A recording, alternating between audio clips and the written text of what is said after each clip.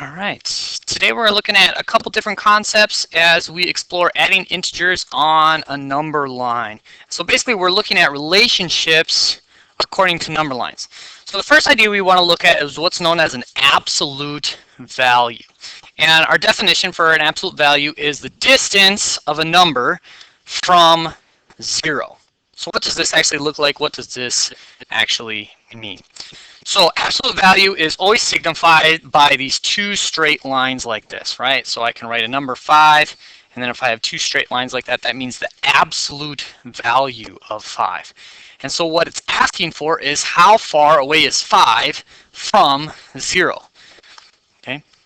So if I'm looking at my number line, right, 0 of course is right here, and then I put a 5 here, how many spaces away is the number 5? And of course that's not hard. 1, 2, 3, 4, 5. And so the absolute value of 5 is 5. Right? Let's go to our next example. Next example, of course, is the number 4. Right? Number 4, okay, here's 4 on my number line, and here is 0, so how far away is 4 from 0? 1, 2, 3, 4. Right? So when it comes to positive numbers, it's pretty simple. And the fact is negative numbers is just as easy. We just got to remember one step. And the step is all about this, is the distance from 0. That's what we're looking for. All right? How many spaces away from 0? And so if I put the negative 3 down here, here's my negative 3, here's my 0. How many spaces away is it? It's 1, 2, 3. And so the absolute value of negative 3 is 3 because it's 3 spaces away. All right. Initial idea is not difficult. Now let's apply this. Absolute values often work together in conjunction with operations, such as 3 minus 5. Right? And we can use number lines to help us answer this, or we can just go ahead and solve this. And so the picture here, if I had a number line, would be that I have a 0, I have 1, 2, 3, and so I'm starting with 3, and then I'm taking away 5. And so if I'm going to take away 5, right, then I'm going to go backwards. 1, 2, 3, 4, 5. And I'm going to come to the point negative 2. So 3 minus 5, this problem by itself equals negative 2. However, we have these symbols here. The question it's asking you is, after you've solved this, and now you've gotten an answer of negative 2, how far away is that negative 2 from 0? Well, now we're going to answer that question by saying, well, negative 2, right, here's our 0.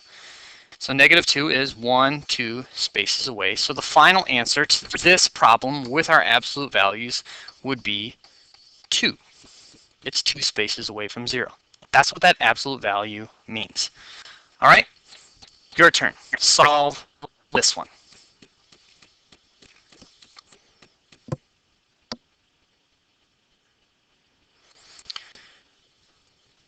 Moving along then. From here we get into this concept now of adding integers. Integers, of course, are all positive and negative numbers.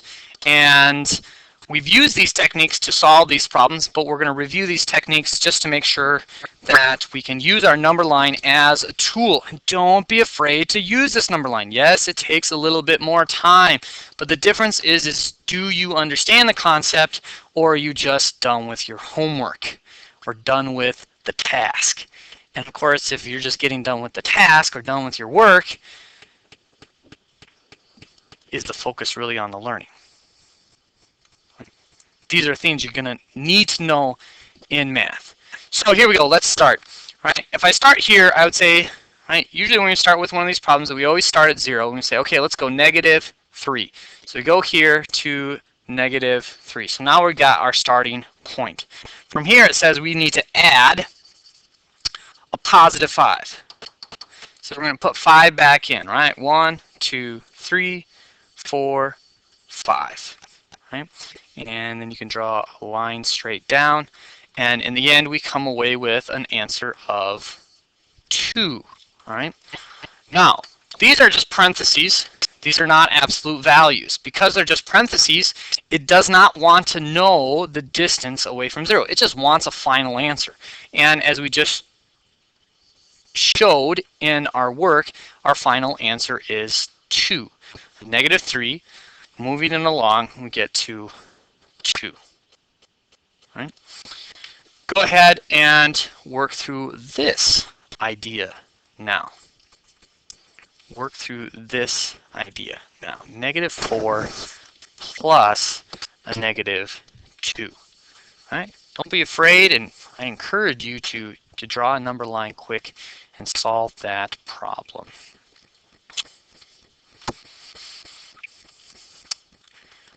Then, of course, we can apply all this stuff to real applications with understanding different concepts. So it says Carmen borrowed $5 from her sister. Later, Carmen received a check for $25 from her grandmother.